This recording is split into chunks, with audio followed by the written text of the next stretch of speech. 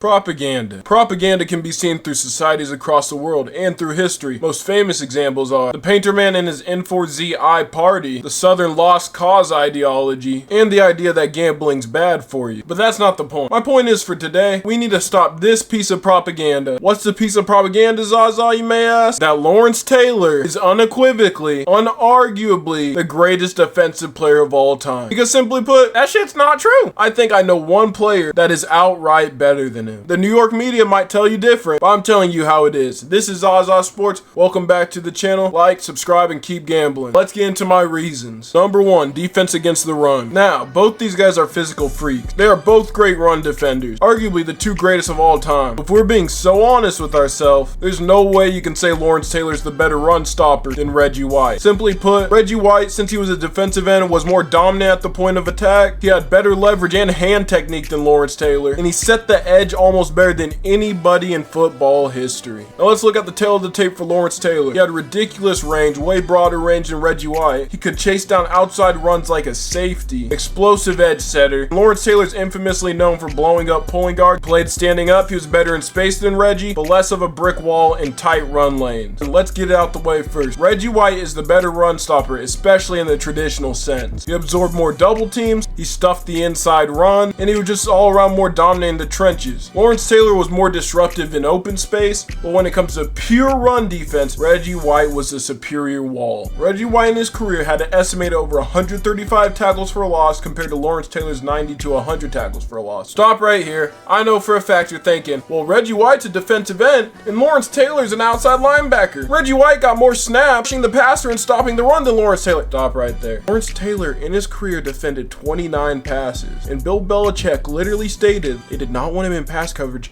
They wanted him attacking the football. And simply put, pass coverage wasn't Lawrence Taylor's thing. Bill Belichick knew that. Lawrence Taylor knew that. Even if you want to make the argument that this made Lawrence Taylor a more versatile defender, which makes him inherently better, that's also not true. Because Reggie White was a more versatile defender, and he was versatile at a higher level than Lawrence Taylor, being able to play a run-stuffing defensive tackle and a pass-rushing defensive end at Hall of Fame levels, something Lawrence Taylor wasn't able to do. And not to mention, if the only thing you got on Reggie White is your shitty pass coverage, what the fuck does that say about you? Number two, pass rushing. Pass rushing wins Defensive Player of the Years. Sometimes. Because I can already hear the argument is Lawrence Taylor has 3 Defensive Player of the Years and 1 MVP. When Lawrence Taylor won his first Defensive Player of the Year in his rookie season, he had 9.5 sacks. Now, you might be saying, probably led the league in sacks. Mark Gaston now had 20.5 sacks, and Joe Klecko had 20.5 sacks. So this dude, Lawrence Taylor, won Defensive Player of the Year with 9.5 sacks over 2 people who had 20 plus sacks. So, in my opinion, Lawrence Taylor should have 2 Defensive Player of the Years. And then let's hear about his MVP season. Common debate is Lawrence Taylor won Defensive Player of the Year, MVP, and won a Super Bowl in 1985. But I am sorry to break this to you guys. Reggie White has had a better season than Lawrence Taylor's 1985. And I'm gonna simply put this to you straight. I believe there is a New York media bias. Nowadays, imagine a 20.5 sack season wins MVP over a guy throwing 44 touchdowns. If you era adjust it to nowadays, that would be 50 plus touchdown passes in a season. A guy with 20 sacks won over. This is the equivalent of Aaron Donald winning the 2018 MVP over Patrick Mahomes. And not to mention, in the playoffs, Lawrence Taylor had 0 sacks. This MVP and Defensive Player of the Year season by Lawrence Taylor is one of the greatest defensive seasons of all time. But I am telling you, if you put Reggie White's 1987 year in the same year as Lawrence Taylor's, they're on par, if not surpass Lawrence Taylor's 1985 season. Or if Lawrence Taylor wasn't the most famous athlete of his day to the extent he was, I don't believe he gets that MVP in 1985. And if we compare peak season for peak season, it's very easy to argue Reggie White had the better season. And not to mention Reggie White's 1987 season, where he had 21 sacks, which is more than Lawrence Taylor's 85 season. Reggie White got 21 sacks in 12 games.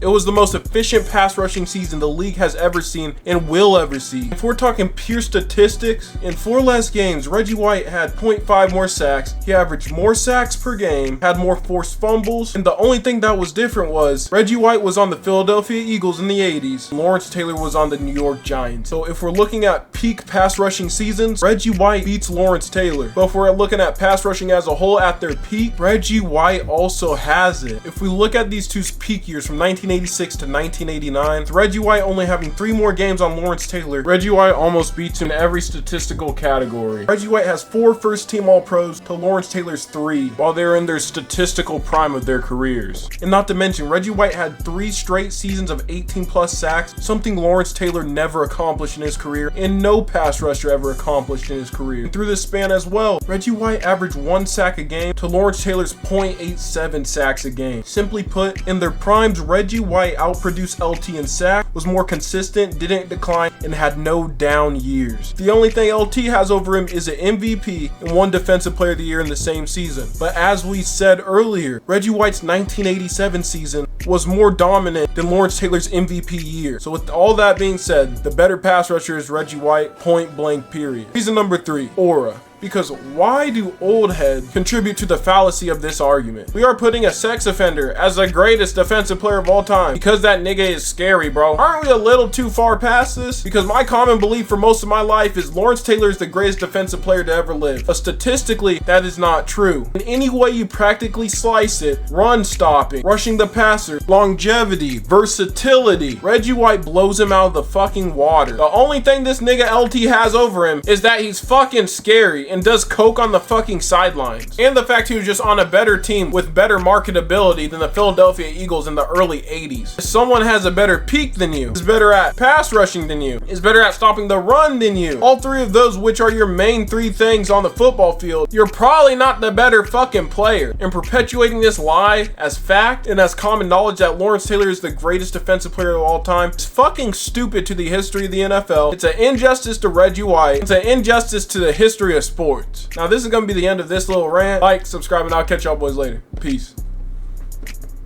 The best defensive player that ever played the game. I don't put myself number 1. I'm looking at Reggie White as number 1. And the one thing about Reggie, he was a religious person, and I can understand it.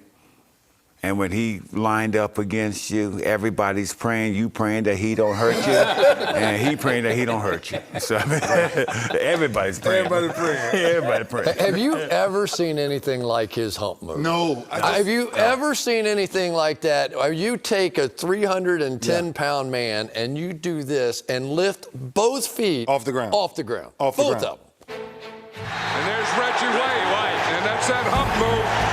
That's the one he learned that from Howie